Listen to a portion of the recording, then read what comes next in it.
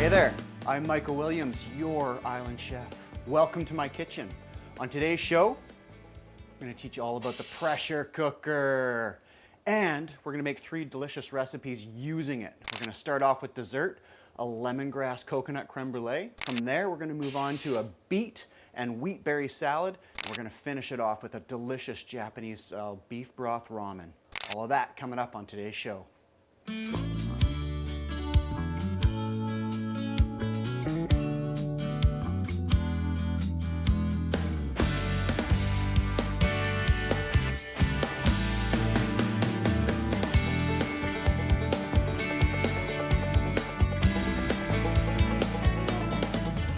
All right, so we've got a mixture. We're making a mixture. We've got some coconut milk in here, some nice, good quality, full fat coconut milk.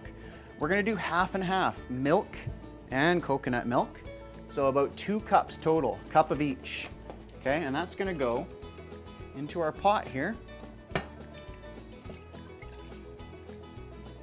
And now we're gonna chop up some lemongrass to add into there so that we can infuse it.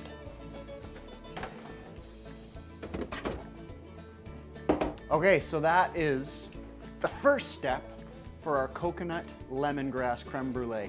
We're making a delicious, kind of refreshing dessert called coconut lemongrass creme brulee. That's what it's called. I named it that because that's what's in it. So let's get some lemongrass chopped up really fine. We're actually gonna smash it first. Do a little bit of smashy smash and then choppy chop. And then we'll get that into our coconut milk and milk, and we'll let that kind of simmer for 15 minutes or so to infuse that lemongrass flavor into there. So let's get on that. Okay, so when you get your lemongrass, you might need to tidy it up a little bit. The outside layers are sometimes kind of, dried up and bruised and whatnot. So I've done that. I've got 1.5 stalks here. And I'm just gonna give it a bit of a smash here. Some people say that it helps kind of release the oils and the juices that are inside the lemongrass. Whether that's true or not, I don't know, but it's fun.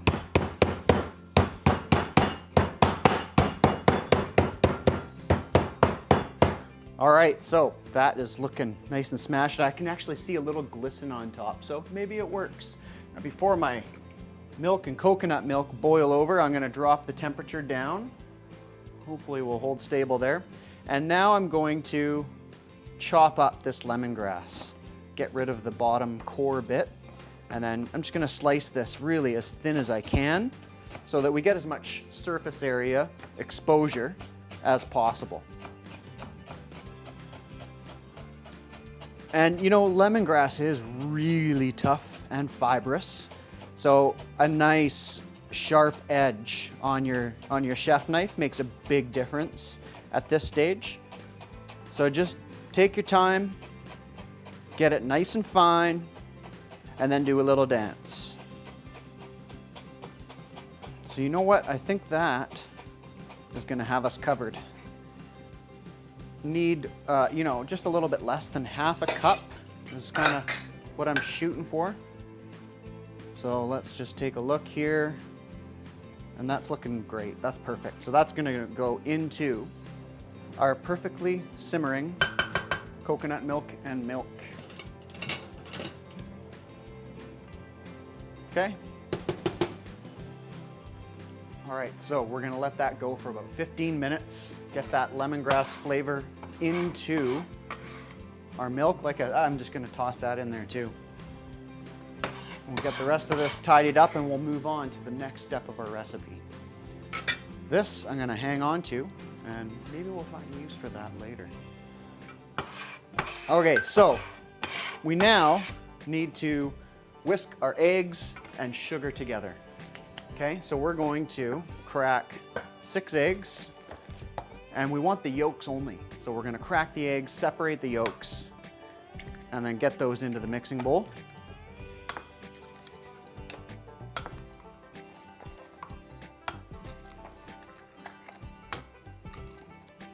That one yolk popped, so that's gonna give us some trouble. We'll see if we can snag it though.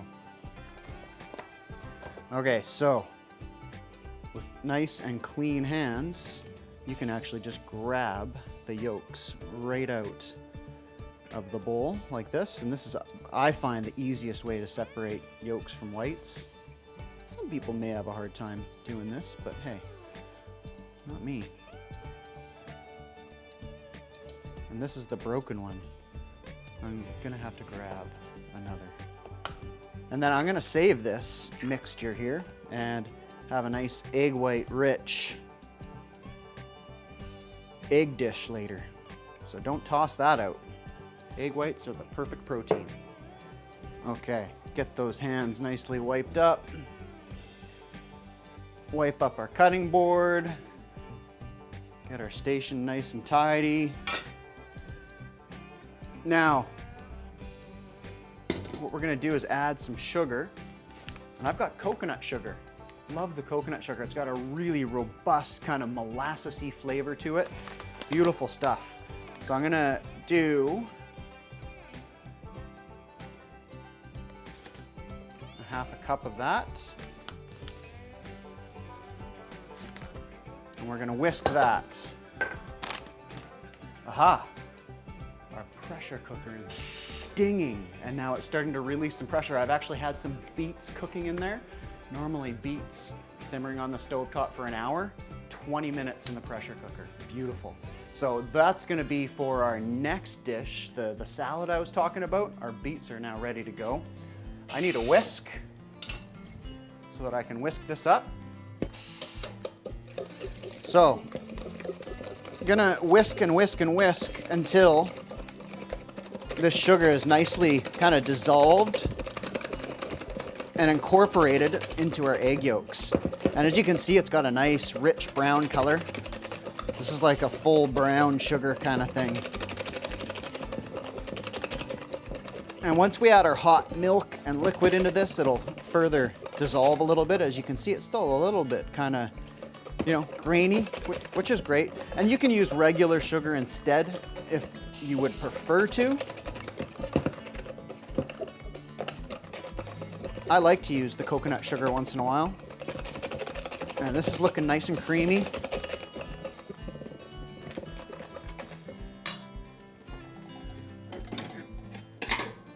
Okay, 15 minutes has gone by.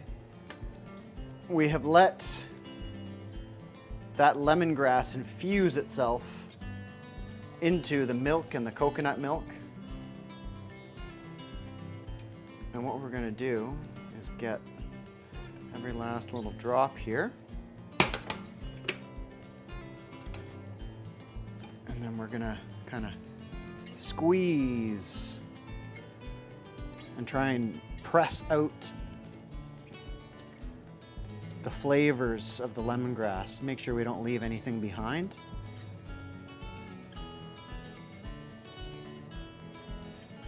And once you're happy that you've gotten all of the juice, all the flavors extracted out of that lemongrass, we're now ready to add the infused into the egg yolks and sugar. So I'm gonna get the excess off of here. And what we're gonna do is we're just gonna add a little bit at first it's called tempering. We wanna bring the temperature of the egg yolks up so that when we pour this hot liquid in there, we don't start cooking those egg yolks, okay? So that's the first step. Okay, so I'm just gonna pour in, while stirring, about a quarter of this mixture to bring the temperature of our eggs up. And then I wanna switch here to my spatula so that we don't incorporate too many bubbles into this while I'm stirring. Because if you have a whole bunch of bubbles, then you end up with a whole bunch of bubbles on top of your creme brulee when you go to cook it, and it gets really foamy, and it has like a strange layer on top. Okay, so unfortunately, my idea didn't work. We still ended up with the foam. And if we were really concerned about it, what we would do is just let our mixture sit.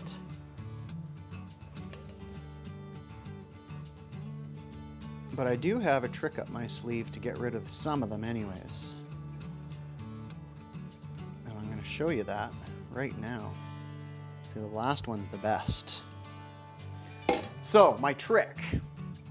Get the old Burnzomatic. Okay, Burnzomatic. What we're gonna do now, we're actually gonna use this later to turn these into creme brulees, sprinkle the sugar on top and torch them. But if you torch them, now it'll pop a fair amount of those bubbles. Not all of them, but it does a pretty good job. So let's do that. See those bubbles popping? Now you don't want to hold it on there because there is the sugar in the creme brulee, and it'll actually start burning if you leave it on there. But if you just do it in stages, and this is not a necessary step at all, it's just refining it a little bit, because what we've got, you can see that one's starting to caramelize, and that's pretty good. I'm happy with that. Okay, so these are ready to hit the pressure cooker now. Now, cooking creme brulee in the pressure cooker, kind of a different idea. It works really well. It's super easy and foolproof. So if you have one, it's a great way to go. You can make this recipe the same way as any other creme brulee, in a water bath, in a 350-degree oven. But that way it takes just a little bit more attention. If you have one of these beauty plug-in pressure cookers, like I've been using, then it's just a really simple way to go. Now we want to cover up our creme brulees here, because inside of the pressure cooker it's going to become a very steamy environment, and we would have water building up on the top of our creme brulee if we didn't do this. So this is absolutely a necessary step. Okay, so let's get our beets out of our pressure cooker.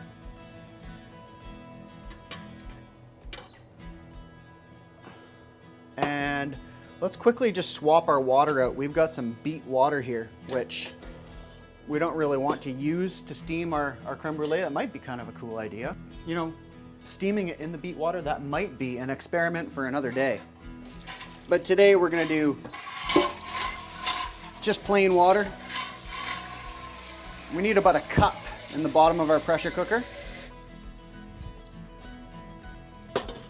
And that goes in, and now our creme brulees are ready to go in. Okay, so in go our creme brulees. They go right on top of that steaming rack. Water in the bottom. Close the lid, make sure it's sealed. Set it to dessert. 10 minutes, low pressure, bingo. So once those are done, we're gonna chill them, and I'm gonna finish those off at the end of the episode with the little brulee action. And coming up next, we're moving on to wheat berry and beet salad with maple soy vinaigrette.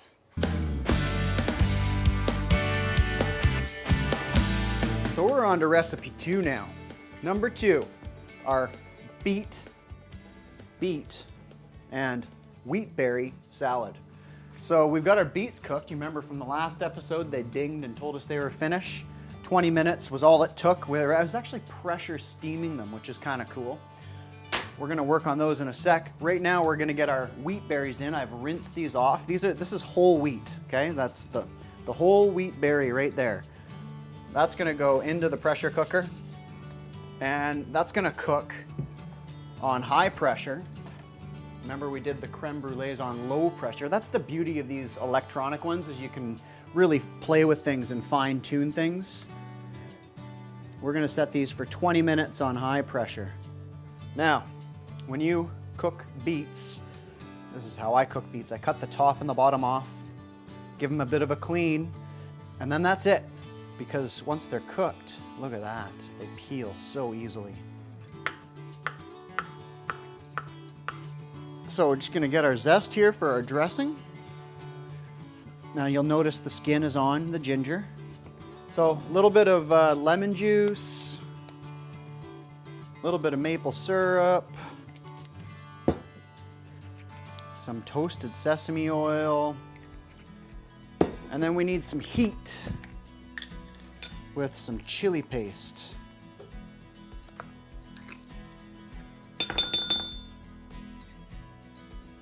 That's gonna give it a nice kick. I almost forgot the soy sauce. So we're gonna add a little bit of that, and that's gonna give us a nice flavor as well as that saltiness that we're looking for. And that's it. That's all we need for our dressing. All right, so our wheat berries are in the final seconds here.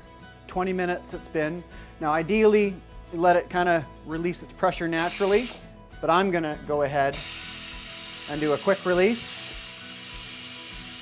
There we go. So we have some water left here, which we're gonna need to strain off. So I'm just gonna pour that into here like so. We've got our wheat berries here. We're ready to finish this salad off. We're gonna dress our wheat berries like so. Stir that up. And you can serve this salad warm, you can serve it cold, you can serve it kind of room temp. We're gonna go ahead and serve it warm right now, because guess what? Our wheat berries are warm. Let's do something nice here, shall we? Let's go like that and make a little bit of a bed to nestle our beets into.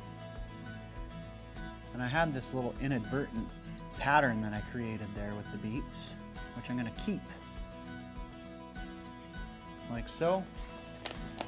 We're gonna finish it off with a little bit of sprouts. And voila, we've got ourselves a beautiful little salad.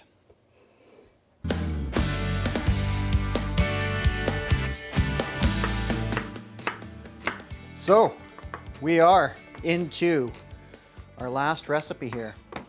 I'm just putting the finishing touches on the veggies for my broth. I've got the bones in the oven. We've got some beef bones in the oven. They've roasted nicely. And we're gonna roast our vegetables off as well. So let's do that right now. Okay, so let's get our nice roasty bones out of the oven. And what we're gonna do is, guess what? Guess what we're gonna do? We're gonna use the pressure cooker to make our broth as well. So in go the bones.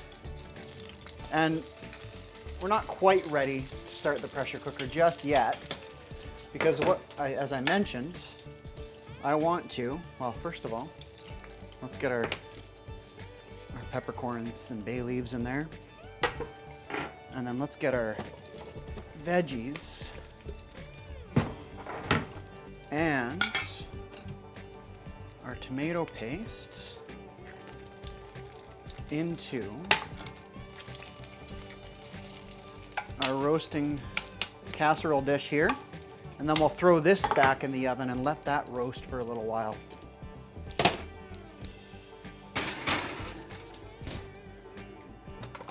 So those veggies will take a little bit to roast off. And beef broth, now, generally speaking, I'll do it on the stovetop, let it go for anywhere from 8 to 24 hours. 6 to 8 hours is kind of minimum. And people talk about, bone broth and all the benefits of bone broth. You want to make sure you get the really knuckly bones if you can, because that's where all the collagen and elastin are. And by letting it go for like 24 hours, you get the most of the benefits from the bones into the broth. We're gonna use the pressure cooker though, and 3 to 4 hours, and it's gonna be magic, done, ready to go. That's what's so fantastic about that. I've got some beef broth done already, so all we're gonna do to finish that up is get those veggies in there, and again, I'll set it to 3 to 4 hours. Now, that's kind of like a basic beef broth. I was mentioning that maybe we'll find a use for these lemongrass stalks.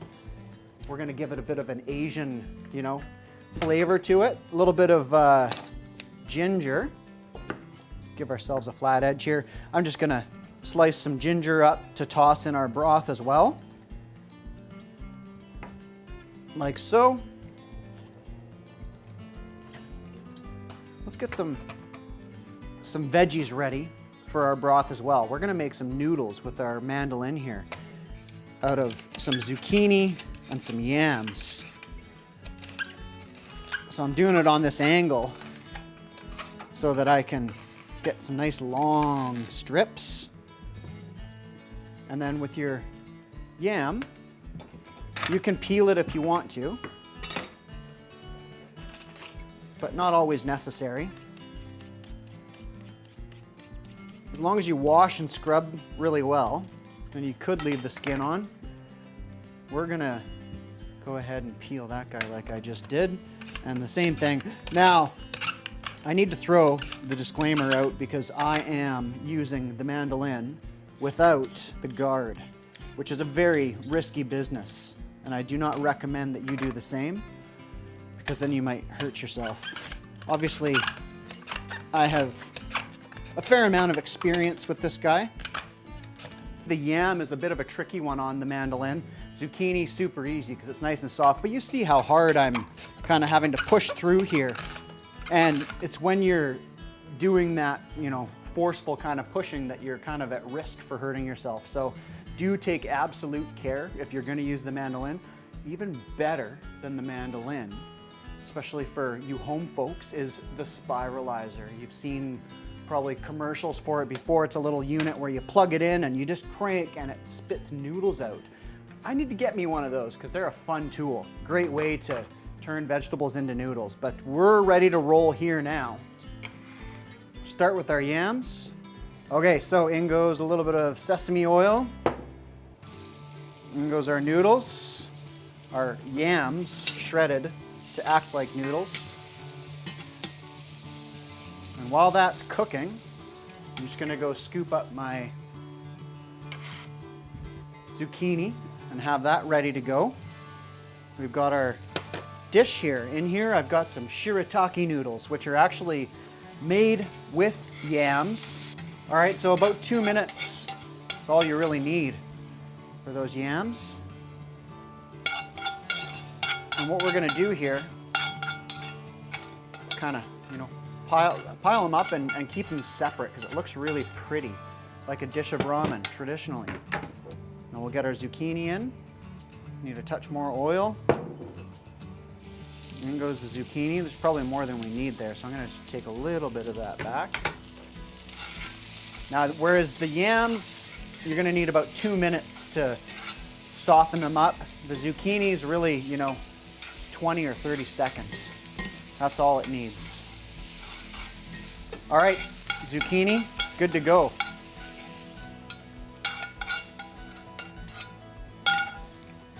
Now, let's give our broth just a touch more Asian inspiration with a touch of fish sauce and the soy sauce, which I already put in.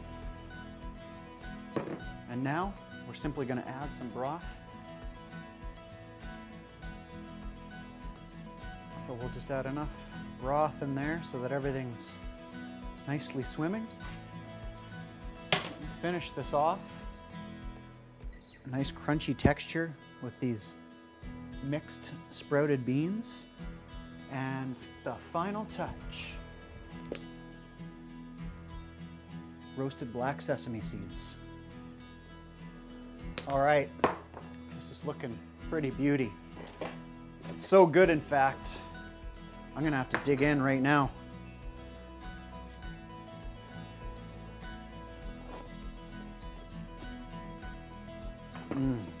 That is delicious. So nice. Oh, I love that. Really, really nice depth of flavor in the broth. You know, you can garnish it however you want. There's so many different possibilities of what we could put into this, from different proteins to, you know, the soft-boiled egg. Play with the noodles. You saw we made a couple versions of vegetable noodles, and we got the shirataki. Make it yours. Japanese beef broth ramen.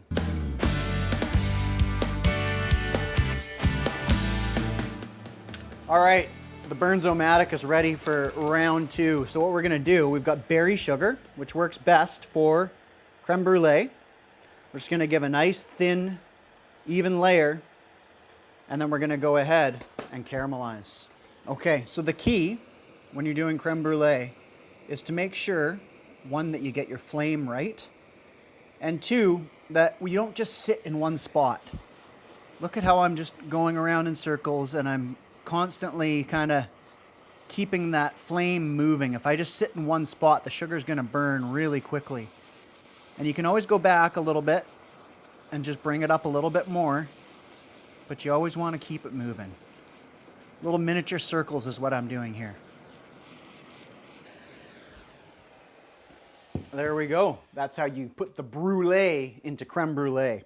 Now, we've had a bit of an episode here working with the pressure cooker. Hopefully we learned a few tricks. And in the process, we covered 3 awesome recipes. Well, actually, we need to find out if this one is awesome. Like it. Really nice. That lemongrass, you know, a little bit refreshing. So that was where we started and finished, coconut lemongrass creme brulee. From there we moved on to a beet and wheat berry salad. And we finished it off with a Japanese beef broth ramen. 3 delicious recipes. They're all on countrygrocer.com for you, along with hundreds of others. Thanks for being with us, and see you next time.